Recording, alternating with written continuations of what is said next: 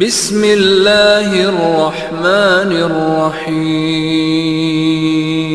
قابل قدر ملت کے نوجوان بھائیوں، عزیز دوستوں،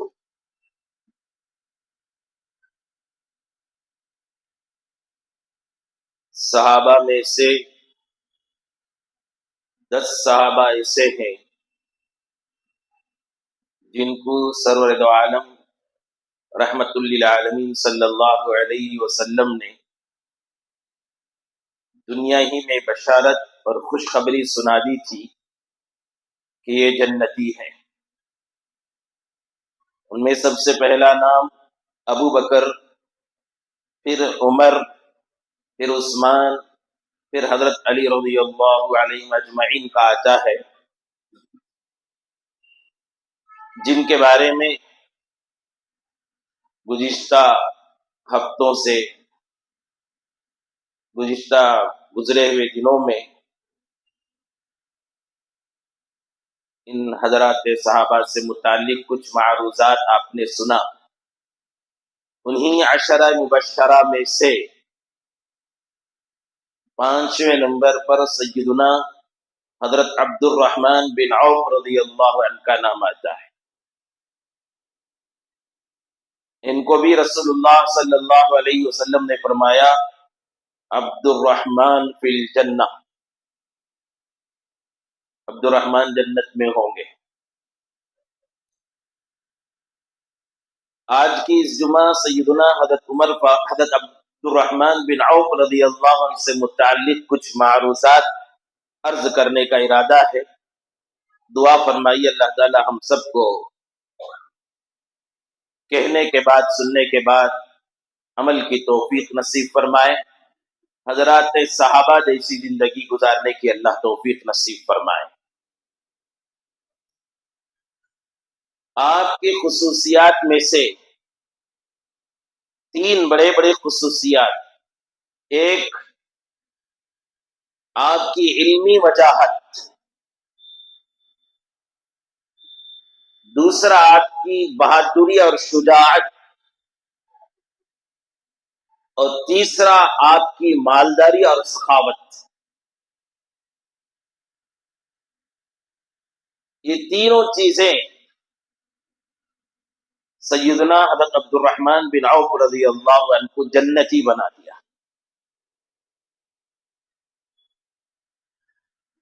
آپ کی خصوصیت میں سے، آپ کی عظمت میں سے ایک بڑی عظمت یہ ہے، وقت کے نبی سرکار دو عالم محمد الرسول اللہ صلی اللہ علیہ وسلم آپ کی اقتداء میں ایک مرتبہ نماز پڑھی۔ اللہ اکبر، کیا مقام ہے! وقت کا نبی اس صحابی کے اقتداء میں نماز پڑھی۔ واقعہ اس کا یہ ہے، رسول اللہ صلی اللہ علیہ وسلم حضرات صحابہ رضی اللہ علیہ اجمعین کے ساتھ ایک سفر میں تھے۔ فجر کی نماز کا وقت ہوا، رسول اللہ صلی اللہ علیہ وسلم نے قافلے کو روکا اور نماز کا حکم دیا، اور قضائے حاجت اور وضو وغیرہ سے تیاری کرنے کے لیے موقع دیا گیا۔ رسول اللہ صلی اللہ علیہ وسلم بھی وضو یا قضائے حاجت کے لیے ذرا دور تشریف لے گئے۔ صحابہ وضو وغیرہ سے فارغ ہو گئے، انتظار کر رہے تھے۔ رسول اللہ صلی اللہ علیہ وسلم تشریف نہیں لائے تو یہ خوف ہوا کہ کہیں فجر کا وقت نکل نہ جائے، اس لیے صحابہ آپس میں مشورہ کیا ہم کو جماعت بنا لینا چاہیے۔ چنانچہ سب کے اتفاق سے حضرت عبد الرحمن بن عوف رضی اللہ عنہ کو امام بنا دیا گیا۔ حضرت عبد الرحمن بن عوف رضی اللہ عنہ فجر کی نماز پڑھائی، 1 رکعت مکمل ہو گئی، دوسری رکعت شروع ہو رہی تھی تو رسول اللہ صلی اللہ علیہ وسلم تشریف لائے اور حضرت عبد الرحمن کی اقتداء میں رکعت باندھ کر کھڑے ہو گئے۔ نماز مکمل ہوئی، حضرت عبد الرحمن بن عوف 2 رکعت پڑھا دیے تھے اور رسول اللہ کی 1 رکعت چھوٹ گئی تھی، تو آپ کھڑے ہو کر ایک نماز پڑھے، ایک رکعت نماز مکمل کی اور سلام پھرا، تو صحابہ رضی اللہ عنہ کو یہ بات ستانے لگی، خوف ہونے لگا کہ کہیں نبی کی گستاخی تو نہیں ہو گئی کہ نبی کی موجودگی میں ہم نے کسی کو امام بنا دیا۔ تو رسول اللہ صلی اللہ علیہ وسلم نے فرمایا اصبتم، نہیں، تم نے کام درست کیا، صحیح کام کیا۔ اس طرح حضرت عبد الرحمن بن عوف کو یہ عظمت حاصل ہوئی، یہ شرافت حاصل ہوئی کہ آپ نے نبی کی امامت فرمائی۔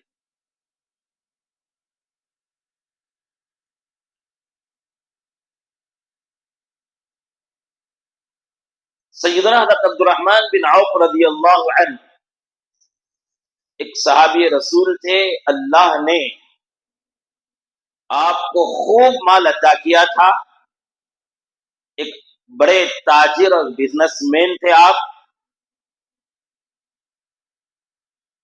پورے عرب میں آپ کے ٹکر کا مالدار کوئی نہیں تھا۔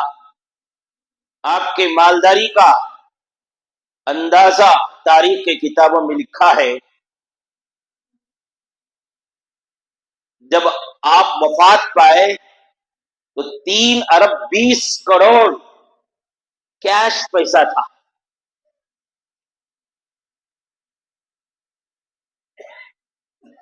اور 1000 اونٹ آپ کے موجود تھے، اور 1000 گھوڑے آپ کے موجود تھے، اور 10,000 بکریاں آپ کی موجود تھی۔ وراثت تقسیم کی گئی تو آپ کی 4 بیویاں تھیں، ایک ایک بیوی کو، شریعت کا مسئلہ ہے، قرآن شریف میں آدمی مرتا ہے تو اس کے بیٹے کو کتنا مال ملے گا، بیٹی کو کتنا ملے گا، ماں کو کتنا ملے گا، باپ کو کتنا ملے گا، بیوی کو کتنا ملے گا، شوہر کو کتنا ملے گا، پوری تفصیل موجود ہے سورۃ النساء میں۔ یوصیکم اللہ فی اولادکم للذکر مثل حظ الانثیین، تقریباً پورے ایک صفحے میں یہ تفصیل بیان کی گئی ہے۔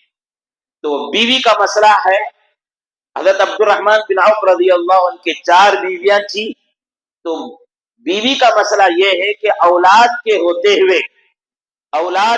ہوئے بیوی کو 8واں حصہ ملتا ہے، اور اس 8ویں حصے میں 3 بیویاں، 2 بیویاں، 4 بیویاں یا 1 بیوی ہو، اسی میں تقسیم کر دیا جاتا ہے۔ تو اس طرح ایک ایک بیوی کو حضرت عبد الرحمن بن عوف رضی اللہ عنہ کی وفات کے بعد 80,000 دینار آئے۔ اب بیٹے بھی بہت تھے، ایک ایک بیٹے کو ڈبل حصہ، بیٹی کو سنگل حصہ، آپ اندازہ لگائیے کتنی دولت تھی ہوگی۔ مورخین بیان کرتے ہیں آپ کا سونا تقسیم کرنے کے لیے لکڑیوں کو کاٹنے والا کلہاڑی کی ضرورت پڑی، توڑ کر تقسیم کرنا پڑا۔ اتنا پیسہ تھا، اتنا پیسہ ہونے کے باوجود بھی آپ کا حال دیکھو، علمی مشغلہ خالی نہیں چھوڑا۔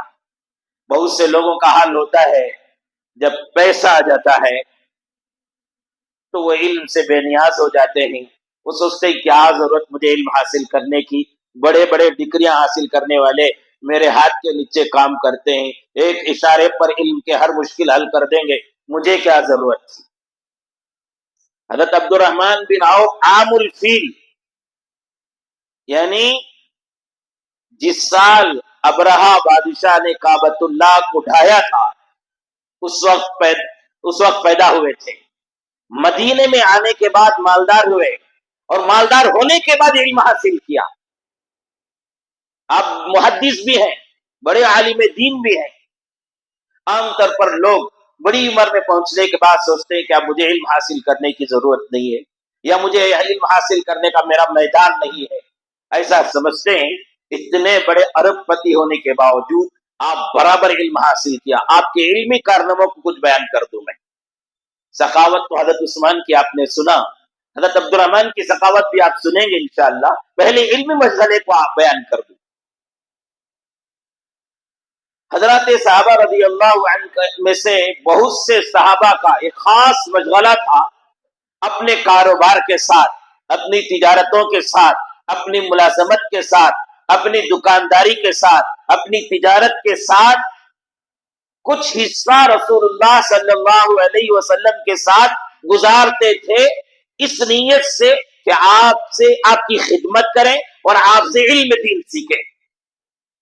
یہ ہر صحابی کا یہ حال تھا۔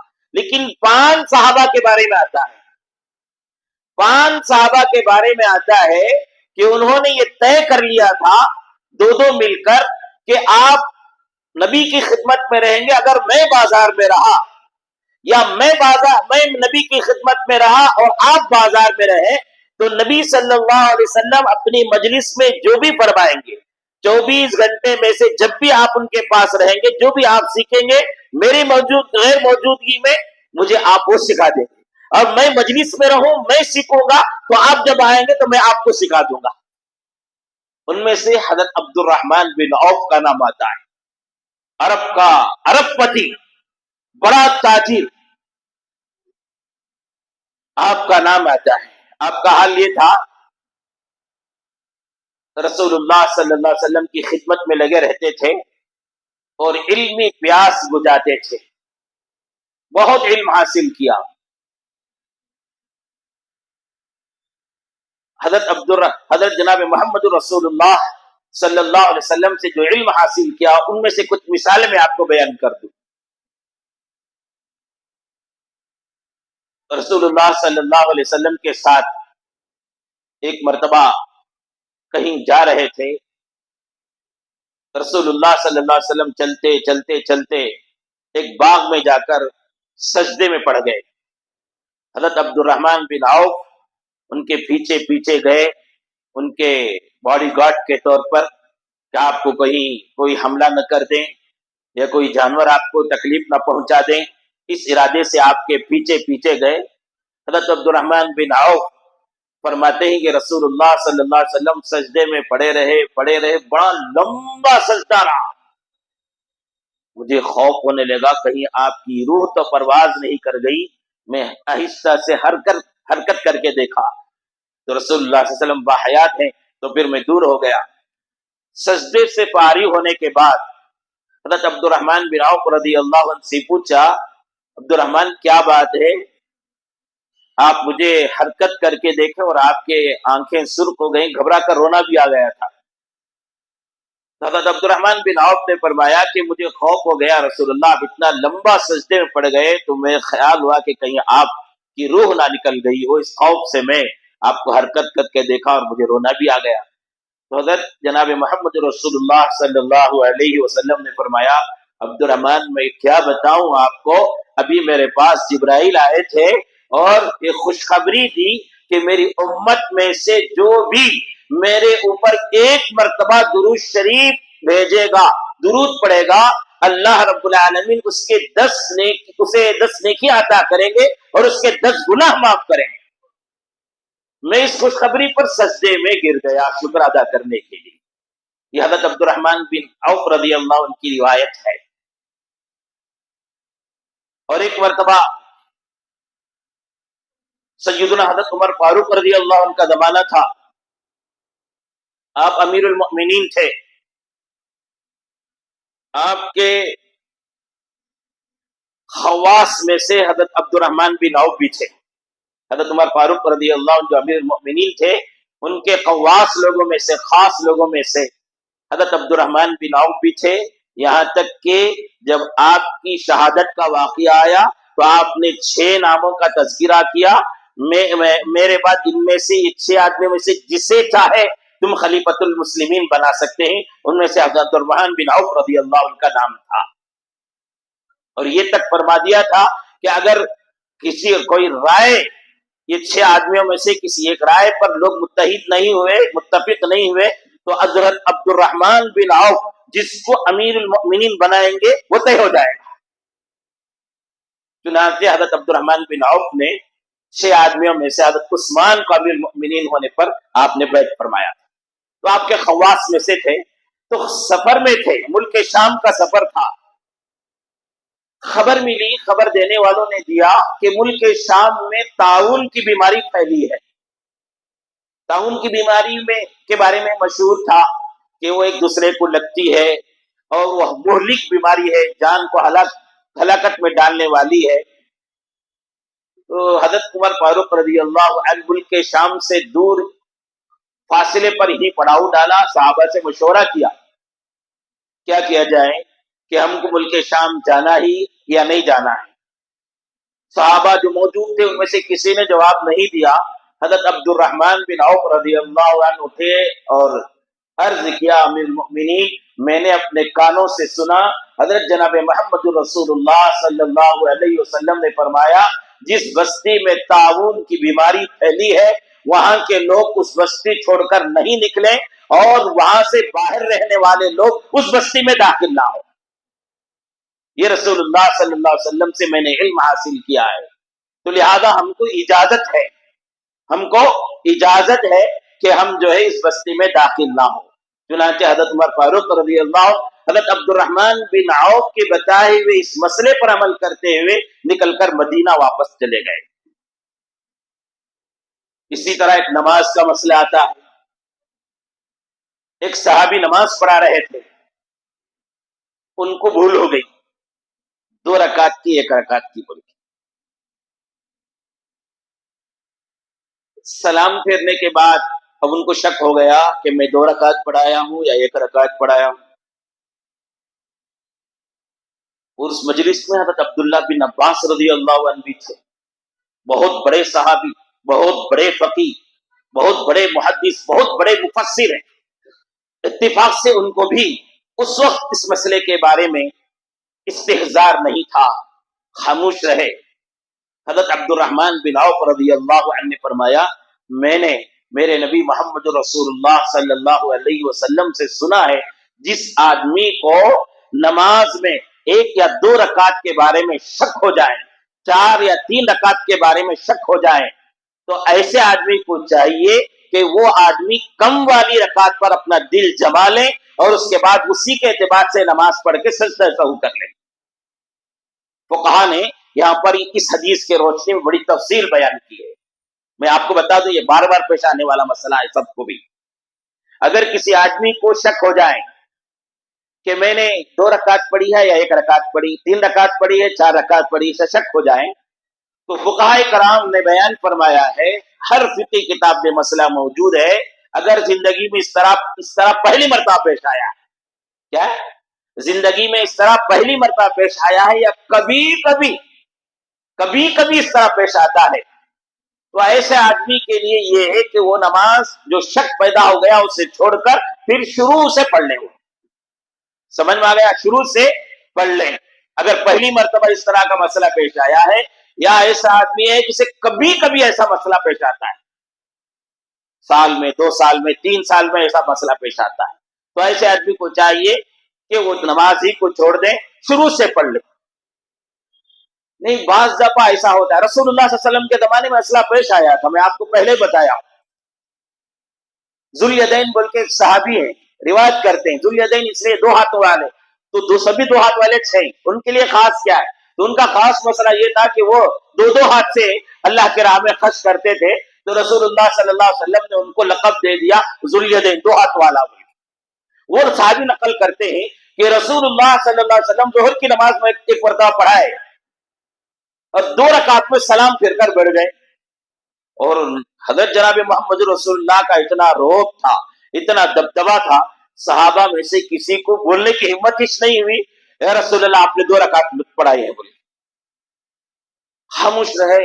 ذوالیدین صحابی سے رہا نہ گیا، وہ اٹھے اور پوچھا بڑے ادب کے ساتھ اخسرت الصلاۃ ام نسیت یا رسول اللہ.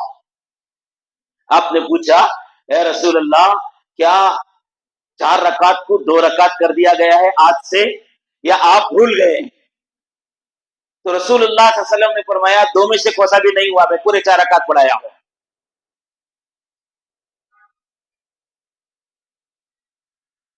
اس طرح اگر نماز میں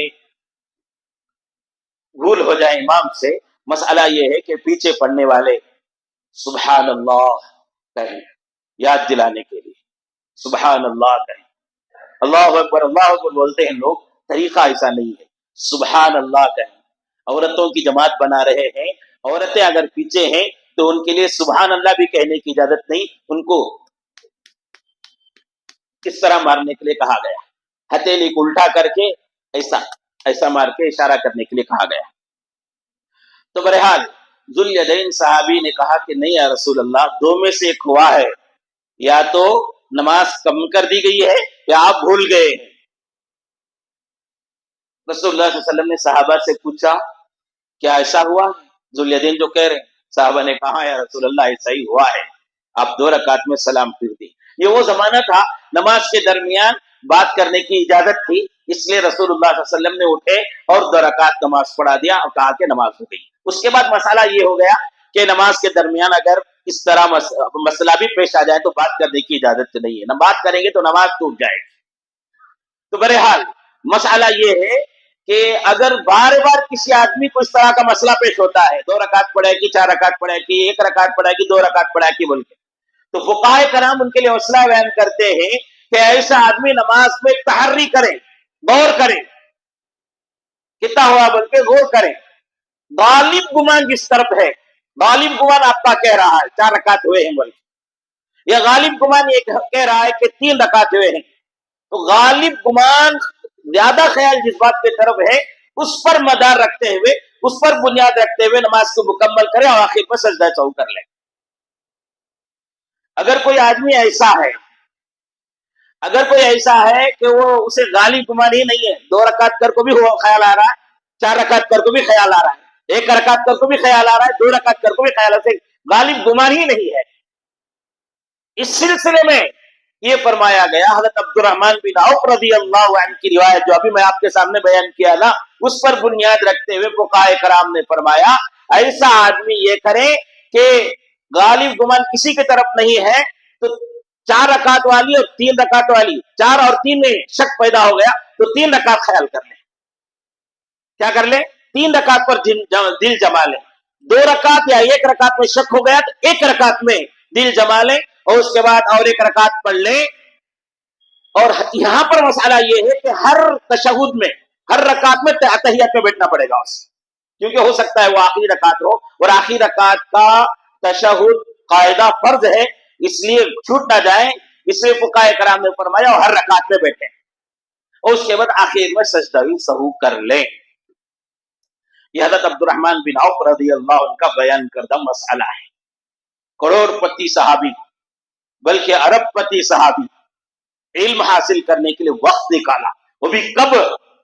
جوانی میں، بلکہ جوانی بھی گزر گئی اس کے بعد۔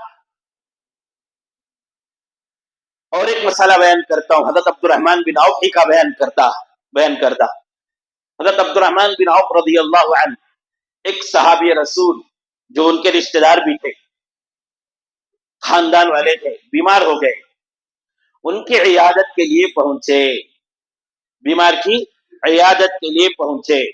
خاندان میں کوئی بیمار پڑتا ہے، محلے میں کوئی بیمار پڑتا ہے، قوم کا کوئی بیمار پڑتا ہے، بلکہ غیر مسلم بھی کیوں نہ ہو، بیمار پڑتا ہے تو مذہب اسلام میں تعلیم ہے اس کی عیادت کو پہنچے، کیا کریں؟ اس کی تیمارداری کو پہنچے، اسے تسلی دینے کے لیے پہنچے اور اس کے پیشانی پر ہاتھ رکھ کر یہ دعا پڑھیں، اسأل اللہ العظیم رب العرش العظیم ان یشفیک۔ حدیث کے کتاب میں آتا ہے کسی بیمار کے پیشانی پر یہ ہاتھ رکھ کر یہ دعا پڑھیں گے تو اللہ تعالیٰ اس کے مقدر میں اگر موت نہیں لکھی ہے اس وقت تو اسے اللہ تعالیٰ شفا دے دیں گے۔ اور حدیث کی کتاب میں آتا ہے کوئی آدمی کسی بیمار کی عیادت کے لیے صبح کے وقت میں نکلتا ہے تو 70,000 فرشتے اس بیمار کی عیادت کو جانے والے آدمی کے لیے اس کی مغفرت، اس کی رحمت کے لیے، اس پر رحمت کے لیے دعائیں کرتے ہیں۔ اور شام کے وقت میں کوئی شخص کسی بیمار کی عیادت کے لیے جاتا ہے تو صبح تک رحمت کے فرشتے اس کی مغفرت کی دعا کرتے ہیں۔ یہ عظمت حاصل ہے اور یہ سنت تقریباً ہمارے سے چھوٹتی جا رہی ہے۔ بیمار ہو گیا تو سنتے ہیں، بہت زیادہ کا تو فون کر کے پوچھ لیتے ہیں، نہیں تو وہ بھی نہیں۔ خاندان میں بیمار ہوا ہے اور خصوصاً اگر وہ ذرا غریب ہے، مالی حیثیت سے کمزور ہے تو ضرور جانا چاہیے اس کے پاس، اور اپنی طاقت کے مطابق، اپنی استطاعت کے مطابق اس کی مدد کریں اور اسے تسلی دیں اور اتنا بڑا اجر و ثواب حاصل کریں۔ تو حضرت عبد الرحمن بن عوف رضی اللہ عنہ خاندان کے اس بیمار آدمی کی عیادت کے لیے پہنچے۔ تو بیمار آدمی جو بیمار تھا اس نے کہا کہ عبد الرحمن، آپ کے میری عیادت کو آنے کی وجہ سے مجھے خوشی ہوئی۔ کیا ہوئی؟ مجھے خوشی ہوئی۔ تو حضرت عبد الرحمن بن عوف نے اس وقت ایک روایت بیان فرمائی، میں کیسے نہیں آتا، محمد رسول اللہ صلی اللہ علیہ وسلم سے میں نے سنا ہے، اللہ فرماتے ہیں میں رحمان ہوں، اور یہ صلہ رحمی، یہ رشتہ داری کو میں نے میرے سے رحمان سے پیدا کیا ہے، اور جو رشتہ داری کو جوڑتا ہے میں اسے جوڑتا ہوں، جو رشتہ داری کو توڑتا ہے میں اسے توڑتا ہوں۔ یہ روایت بیان فرمائی۔ تو میرا عرض کرنے کا مطلب یہ ہے کہ اتنے بڑے کروڑ پتی آدمی ہونے کے باوجود علم حاصل کرنے کے لیے وقت نکالتے تھے۔ کیا ضرورت تھی؟ پیسہ تھا، نوکر تھے، چاکر تھے، سب موجود ہیں، اس کے باوجود حضرت عبد الرحمن بن عوف دیکھیے علم حاصل کرنے کے لیے وقت نکالتے ہیں۔ اور ایسے ہی لوگوں کے لیے حضرت جناب محمد رسول اللہ صلی اللہ علیہ وسلم نے فرمایا، ان کے پیر کے تلے، ان کے پیروں کے نیچے فرشتے اپنے پر بچھاتے ہیں۔ میرے لیے بھی اور آپ کے لیے بات ہو سکتی ہے کہ ہم اپنی تجارت کے مشغلے کے ساتھ، اپنے ملازمت کے مشغلوں کے ساتھ، اپنے کاروبار کے مشغلوں کے ساتھ کچھ وقت نکالیں علم دین حاصل کرنے کے لیے۔ قسم خدا کی اس کے پیر کے نیچے پر بچھائیں گے فرشتے۔ لیکن کہاں لوگوں کے پاس اس کی عظمت نہیں ہے، قرآن پڑھنے نہیں آتا، کلمہ درست نہیں، درود شریف پڑھنے نہیں آتا، نماز کے مسائل معلوم نہیں، اس کے باوجود علم حاصل کرنے کے لیے تیار نہیں۔ حضرت عبد الرحمن بن عوف رضی اللہ عنہ کے اس واقعے سے ہمیں سبق حاصل کرنی چاہیے۔ اتنے بڑے مالدار تھے، اتنا پیسہ ان کو حاصل تھا، اس کے باوجود بھی غزوات میں نبی صلی اللہ علیہ وسلم کے ساتھ جہاد میں شریک ہوتے تھے، موت سے ڈرتے نہیں تھے۔ زندگی سے محبت تو سب کو بھی ہوتی ہے، کیا مالدار، کیا غریب، کیا صحت مند، کیا بیمار، کیا بوڑھا، کیا جوان، سب کو بھی زندگی سے محبت ہے، کیونکہ معلوم ہے مرنے کے بعد یہ سب چیزیں چھوٹ جائیں گی بھائی۔ لیکن خصوصاً مالداروں کو زندگی سے بڑی محبت ہوتی ہے۔ کیوں؟ اس لیے کہ ان کے پاس مال ہے، پیسہ ہے، کاریں ہیں، بہاریں ہیں، زندگی کے ہر عیش کا سامان موجود ہے، ان کو محنت کرنے کی ضرورت نہیں، قدم قدم پر نوکر چاکر ہیں، جو دل چاہے وہ کھا سکتے ہیں، تو کون چھوڑے گا زندگی؟ اور غزوات میں شریک ہونا، جہاد میں جانا، رسول اللہ کے ساتھ اسلام کو اور حق کو بلند کرنے کے لیے میدان میں اترنا، اپنی جان کو قربان کرنے کا مترادف ہے، کیونکہ واپسی کا کوئی گارنٹی نہیں ہوتی تھی۔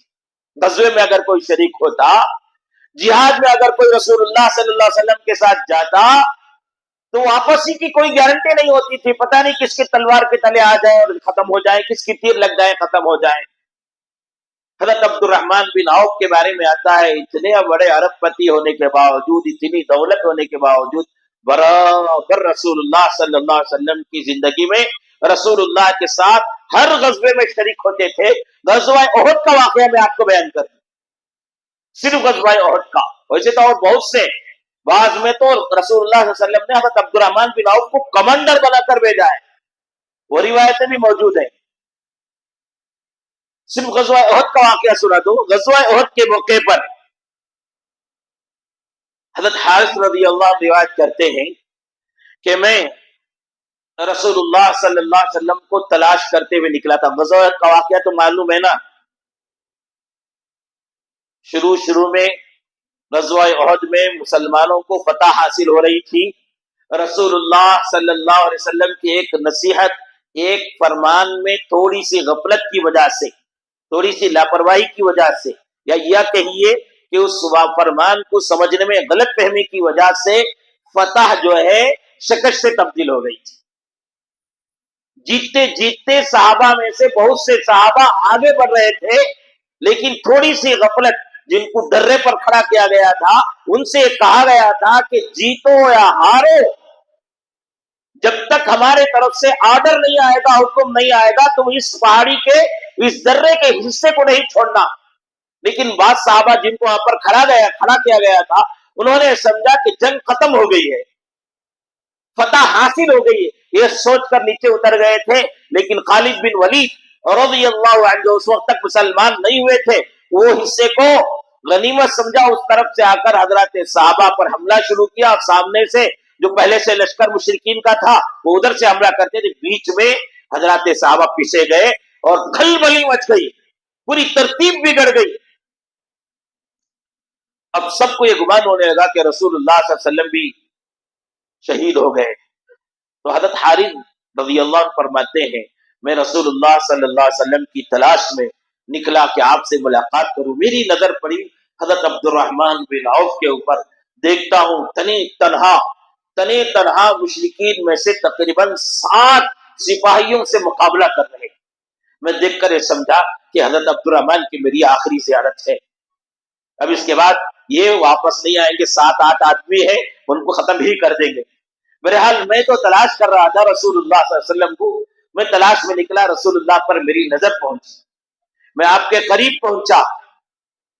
रसूलुल्लाह सल्लल्लाहु अलैहि वसल्लम ने मेरे से पहली बात ये कही, ये पूछी, हारिस अब्दुर्रहमान को देखे आपने? तो कहा कि रसूलुल्लाह मैंने देखा है, और तने तनहा एक आदमी पर मुशरिकीन में से 7-8 आदमी उनके ऊपर मुकाबला कर रहे थे, तन्हा लड़ रहे थे।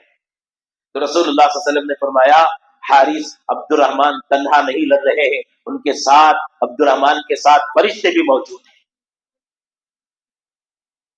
हारिस रज़ियल्लाहु अन्हु फरमाते हैं, मुझे बात सुनकर खुशी हुई और तसल्ली हुई।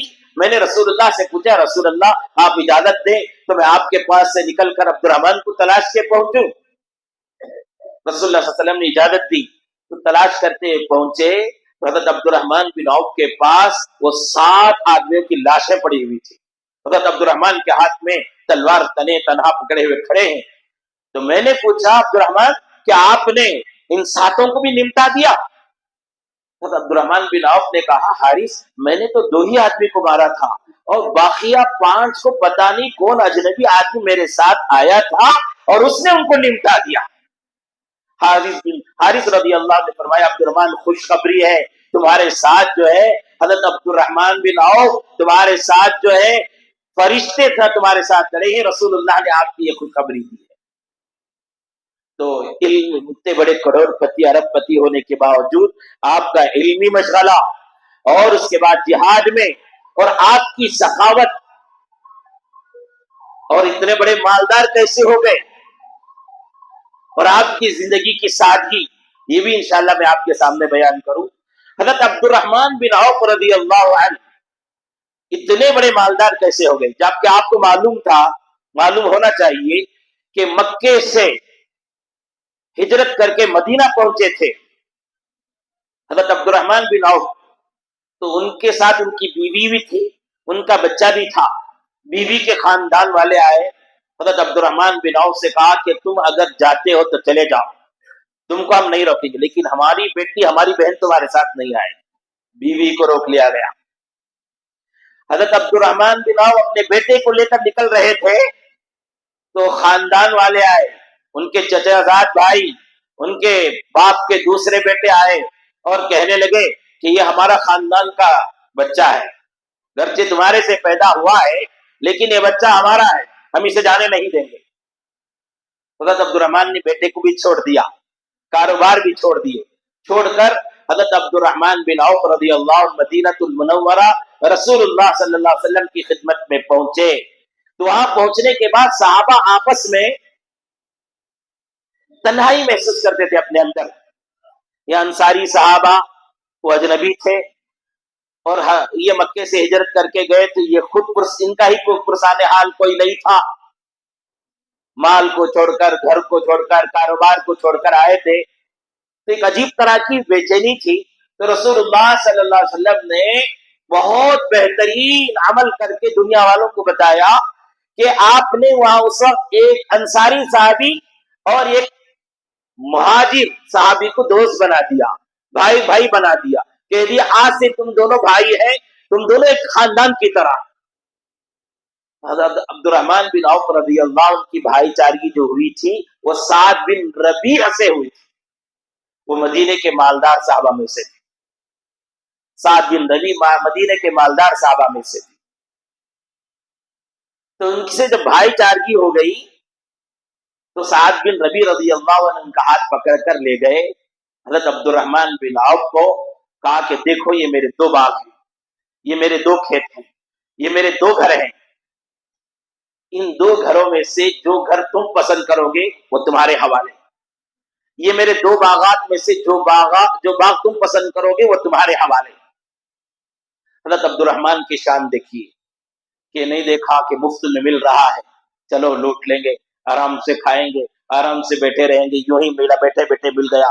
حضرت عبد الرحمن بن عوف کی شان یہ نہیں تھی۔ نوجوانوں سنو، مفت کا جو ملتا ہے وہ کھاتے ہیں تو آئندہ چل کر جو ہے آدمی کی زندگی جو ہے برباد ہو جاتی ہے، عادت ہو جاتی ہے مانگنے کی، عادت ہو جاتی ہے مفت کھانے کی، اس لیے باپ کا بھی مفت نہ کھاؤ، اپنے باپ کا بھی مفت نہ کھاؤ۔ جب آپ کو کمانے کی صلاحیت آ جاتی ہے، جب آپ کے رٹھے موٹے ہو جاتے ہیں، آپ کو جو علم آ جاتا ہے، آپ کو کوئی پیشہ کرنا آ جاتا ہے تو باپ پر بھی بوجھ نہ بنو۔ سسرال پر بوجھ بننا تو وہ تو شرم کی بات ہے، وہ تو شرم کی بات ہے۔ بہت سے لوگوں کا حال تو یہ ہے، داماد بنے ہوئے ہیں، فرض ہو جائے تو سسرا پھیڑے گا، سسرا پھیڑے گا، اور کچھ تکلیف آ جائے تو ساس کے گھر سے جا کر مانگیں گے۔ ایک بار دیتا ہے، دو بار دیتا ہے، بیٹی کی محبت میں 3 بار دیتا ہے، اس کے بعد کیا کرے گا؟ وہ بوجھ محسوس کرنے لگتا ہے۔ اس لیے اپنی زندگی کو کسی پر بوجھ نہ بناؤ، اپنے باپ پر بھی بوجھ نہ بناؤ، اپنی ایک پہچان بناؤ، اپنی ایک شناخت بناؤ، اپنی ایک صلاحیت استعمال کر کے دوسروں کا بوجھ اٹھانے والے بنو۔ حضرت عبد الرحمن بن عوف چاہتے تھے گھر لے لیتے، گھر کے ساتھ بیوی بھی آ رہی تھی، ان کو چاہتے تھے ایک باغ لے لیتے تھے، آپ نے فرمایا نہیں، مجھے آپ کا گھر، آپ کے اہل و عیال، آپ کا باغ آپ کے لیے سلامت ہے، میں آپ کو دعا دیتا ہوں، آپ مجھے بس اتنا بتا دو یہاں مدینے میں بازار کہاں لگتا ہے، مدینے میں بازار کہاں لگتا ہے۔ چھوٹی رقم سے، ایک دم 0 پوائنٹ سے آپ نے تجارت شروع کی، آپ نے 0 نمبر سے تجارت شروع کی۔ اللہ نے آپ کی اس نیت سے اور آپ کے اس عمل سے اتنی برکت عطا کی، اتنی برکت عطا کی کہ اللہ رب العالمین ارب پتی بنا دیا۔ میں ابھی آپ کو بتایا، آپ کی وفات ہوئی، حضرت عبد الرحمن بن عوف کی وفات ہوئی، وہ عبد الرحمن جو مدینے میں پہنچا تو خالی ہاتھ پہنچا تھا، لیکن اپنے محنت اور اپنی کوشش سے جب اس کا جنازہ اٹھا تو مدینے میں ان کے 3 ارب 20 کروڑ روپے کیش موجود تھے، اور 10,000 بکریاں موجود تھی، اور 1,000 اونٹ اور 1,000 گھوڑے موجود تھے، اور اس کے علاوہ زمینات بھی بہت موجود تھے۔ کیسا ہو گیا اتنا بڑا کروڑ پتی؟ محنت سے ہوئے اور اپنے اصول سے، محنت کرنے کے ساتھ ساتھ اپنے کمائی کے 4 اصول بنائے تھے، اپنے کمائی کے 4 اصول بنائے تھے۔ وہ اصول جو ہے قرآن حدیث سے ہی نکلتے ہیں، رسول اللہ کی تعلیمات کی برکت سے ہی وہ اصول ان کو حاصل ہوئے تھے۔ انشاءاللہ میں آئندہ جمعہ آپ کے سامنے بیان کروں گا حضرت عبد الرحمن بن عوف 0 پوائنٹ سے، 0 نمبر سے اتنا بڑا ارب پتی کیسا بنا۔ وہ حضرت عبد الرحمن بن عوف کی تجارت اور خرید و فروخت کے 4 اصول کیا تھے، وہ انشاءاللہ میں بیان کروں گا۔ ہمیشہ ایک چاہتا ہے اور چاہنا چاہیے حلال طریقے سے مال حاصل کریں، اور حلال طریقے سے ہم جو ہے کما کر اپنے بیوی بچوں کو کھلائیں، اور حلال طریقے سے کما کر قوم کا بوجھ، خاندان کا بوجھ اٹھانے کے لائق ہم بننا چاہیے۔ امت کو آج حلال کمانے والے مالداروں کی ضرورت ہے، اچھے تاجروں کی ضرورت ہے۔ تو حضرت عبد الرحمن بن عوف فرماتے ہیں میں نے جو علم حاصل، یہ جو مال حاصل کیا، سب سے پہلے محمد رسول اللہ کی دعا میرے ساتھ تھی۔ وہ دعا کس موقع پر حضرت عبد الرحمن کو دیا گیا تھا اور وہ دعا کے الفاظ کیا تھے اور کس وجہ سے دیا گیا تھا، وہ بھی آپ کو بیان کروں گا میں۔ دوسرا، وہ 4 اصول کیا تھے، جو اصول جو ہے تو حضرت عبد الرحمن بن عوف کو زیرو سے ارب پتی بنا دیا تھا، انشاءاللہ وہ بھی آپ کے سامنے بیان کروں۔ دعا فرمائیے اللہ تعالی ہم سب کو عمل کی توفیق نصیب